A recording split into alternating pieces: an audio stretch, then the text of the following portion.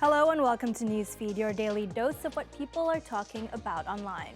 Now, after what seemed to be the longest ever rendition of I Just Can't Wait to Be King, yep, from The Lion King, Britain's King Charles has finally been crowned in a historic weekend of pomp and pageantry.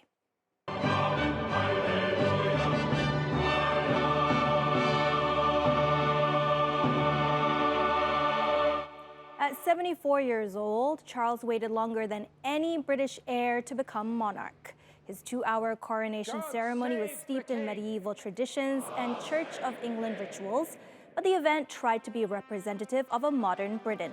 For the first time, the ceremony involved other religions.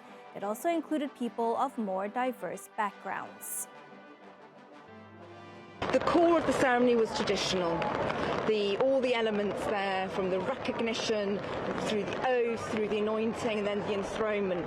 But there was quite a lot of change around that. New prayers, new words, in addition of Charles praying himself, a personal prayer. Not my king!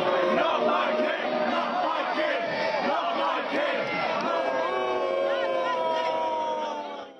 But clearly, King Charles's efforts to make the coronation ceremony more modern and inclusive did little to quell anti-monarchy protests.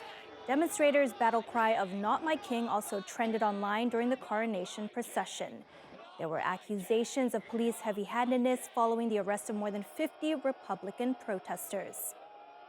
This truly is a historic day, not only the coronation of the king, but the first time the Public Order Act has been used to arrest people preemptively for wanting to hold up cardboard with words on it. Arresting people for peaceful protest. I'm not going to get into a conversation about that, okay? They're under arrest, end of, okay? Whatever you feel about the monarchy, in a country where we have championed freedom of speech, what does this say about the monarchy? But there was plenty of positive and at times weird moments that caught the public's attention during the coronation. Lara runs through some highlights from Charles's big day. Even after months and months of detailed preparations, there were a few hiccups. William and Kate and their kids were supposed to arrive 10 minutes before King Charles, but they were not so fashionably late. Much to his frustration, Charles was forced to wait inside his coach. As the minutes ticked by, a Sky News lip reader claimed that Charles was grumbling about his family's tardiness and how dreadfully bored he was. And then more drama. Harry's attendance was the topic of much conversation in the lead-up to the coronation. Will he come? Won't he? Well, Harry made his entrance solo. He'd been keeping a low profile ever since his catching tell-all memoir, Spare. Harry sat in the third row with the more minor royals, something akin to being relegated to the kids' table during a fancy dinner. Harry didn't participate in the procession either. It seemed like he almost didn't know where to go and had to be directed there. He seemed very alone today, I thought. And I mean, because he feels alone, actually. But, you know, he'll probably go to the family lunch and then head for the airport. And another prince also stole the show. William and Kate's youngest son, Prince Louis, has a knack for being the center of attention. The 5-year-old was caught on camera yawning before even stepping foot in the Abbey, and he waved to the crowd from the balcony in his own unique style. Definitely not your typical royal wave.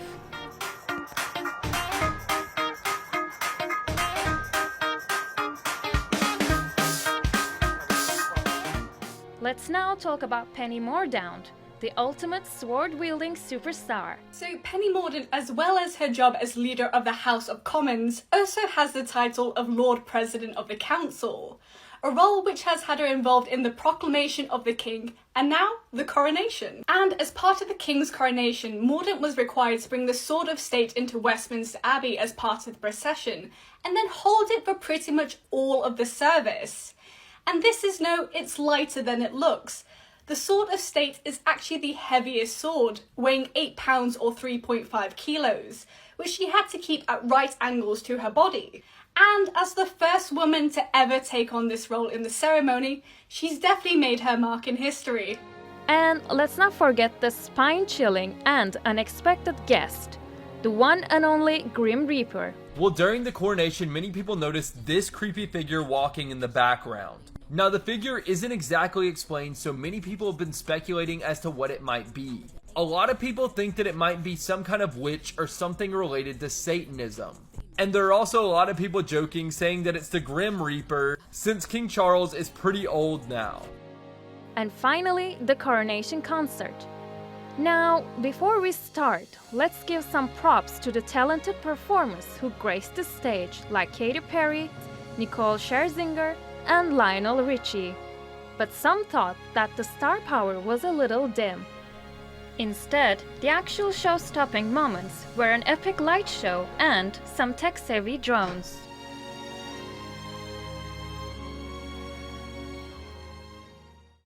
Now, whether it's an extremely bad joke or your true thoughts about someone, think about your deepest, darkest thoughts. Now, what if someone could hear all those thoughts, just like in the movie Chaos Walking? That must be overwhelming. It's loud. We call it a noise. Every thought in our heads on display. Whoa, stop! Don't come any closer. It's a girl. Girl! Oh my gosh, girl. I'm sorry. No blonde hair. I've just never seen a girl before. Who are you? Spooky, huh? Well, scientists might have found a way to make the premise of that movie a reality. Now, researchers from the University of Texas have used artificial intelligence technology to read minds by analyzing fMRI scans. Now, for this study, 3 people spent 16 hours inside an fMRI machine, listening to stories and podcasts. The scanner recorded the blood oxygenation levels in different parts of their brains.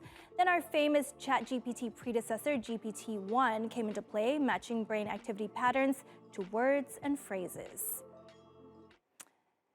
And here's the wild part. The result was a mess.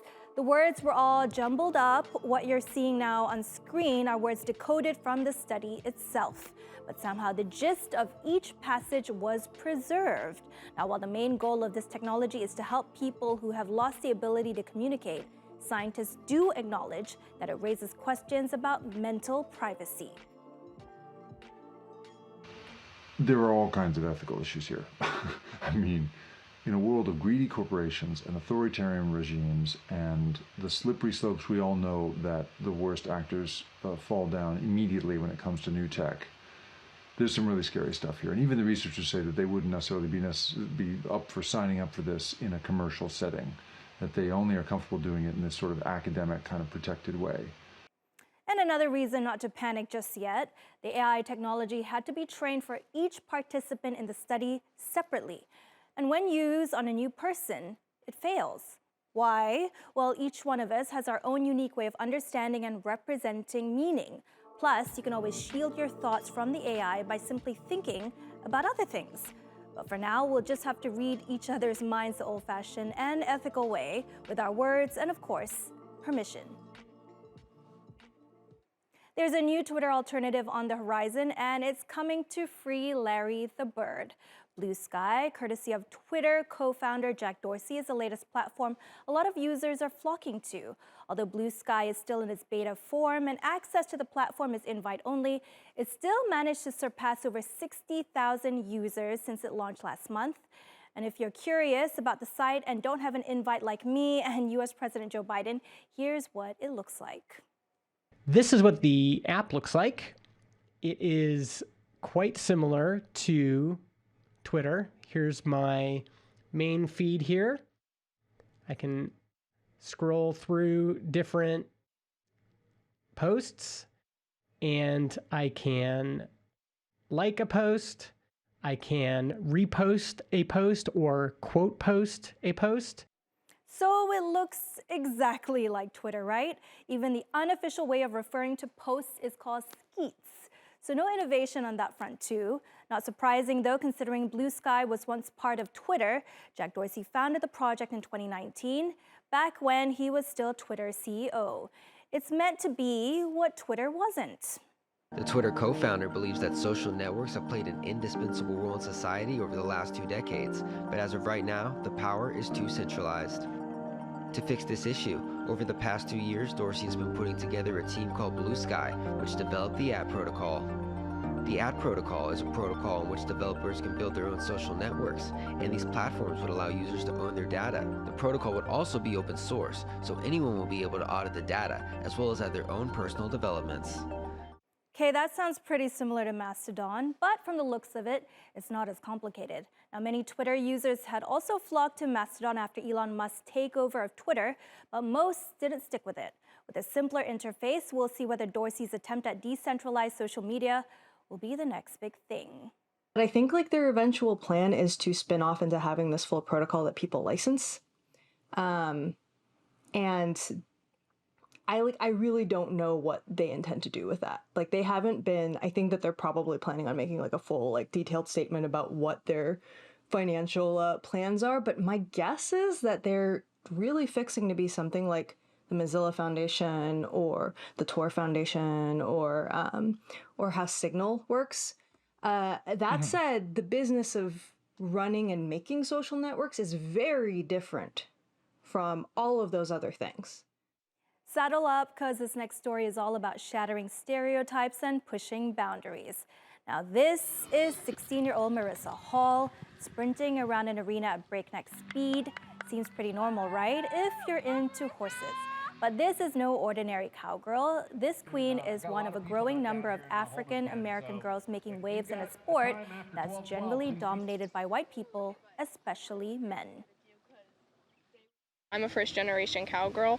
My dad and my mom, they knew their way around horses, but we never really knew much about rodeo, like the sport itself.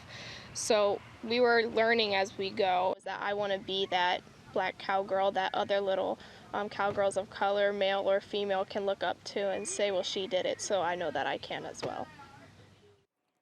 Marissa says in the beginning, people used to stare because she was the only person of color there. Now, as two-time state rodeo queen and the first black person to ever win consecutive titles, it's her prowess that's making people take notice. Black riders may be a rarity in modern-day America, but in the glory days of the Wild West, they played a major role. Historians say a quarter of the cowboys were black. The reality of life in the American West was much more multi-ethnic. You know, a significant portion of the workforce were people of color. People from Mexico, Native Americans, African Americans, probably making up 1/8 to 1/4 of the cowboy workforce. So we have a much more complicated reality that contrasts with the whitening of those figures in the Westerns. And while Marissa may be the most prominent rider, the rodeo team Cowgirls of Color have been around since 2016. They were also the first all-black female rodeo team to participate in the Bill Pickett Rodeo in Maryland.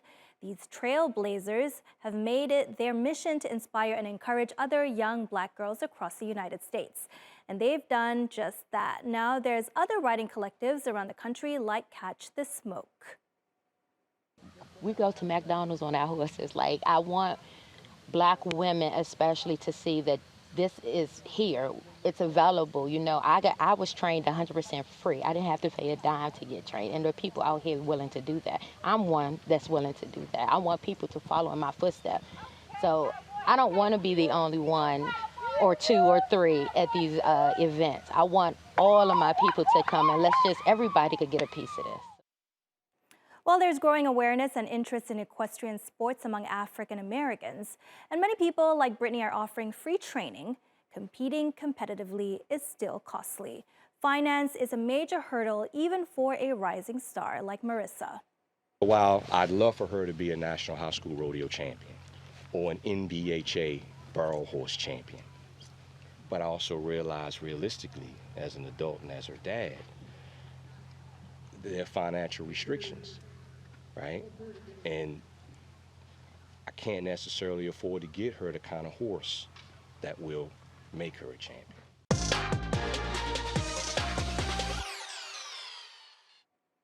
All right, on to something that's trending. Remember the Nokia 3310? Well, that phone was pretty much indestructible. And phones like that are making a comeback among some Gen Zers keen to limit their screen time. Yup, Gen Z is ditching their smartphones for how do I put this? Dumber phones.